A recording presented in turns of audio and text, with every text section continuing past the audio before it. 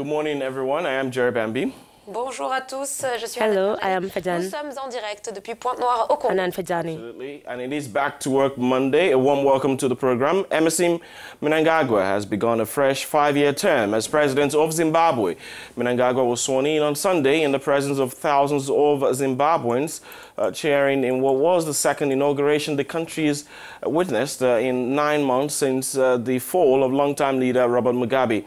He vowed a brighter tomorrow for the country and called for unity, asking his political foes to bury their differences for the task ahead.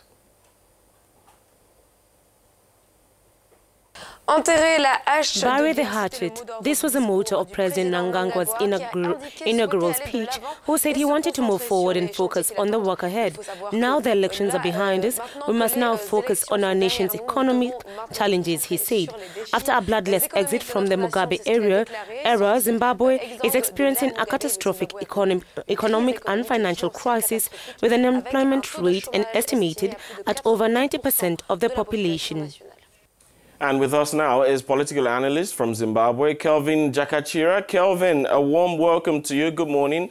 The crocodile, as he is known, has now been sworn in. He has also vowed a brighter tomorrow for Zimbabwe. Are Zimbabweans hopeful for a brighter tomorrow, Kelvin? You see, unfortunately, for most of Zimbabweans, they were so much used to the old dispensation which they associated Emmerson Mnangagwa with. So a lot of our people did not really believe in him when they went to vote. That's why you realize that it was almost a close show with the opposition.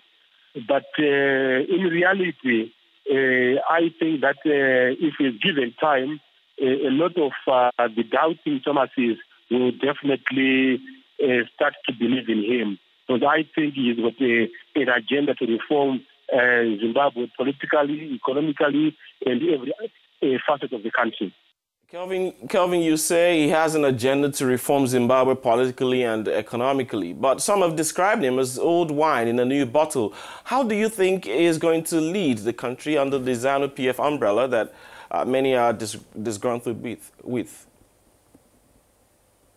I think what he is doing is to reform ZANU-PF, is to ensure that the country conforms and it joins the family of nations, because you realize that Zimbabwe has been isolated for a long time, from 2001, and this is the reason why economically it has been very difficult for the country to move forward.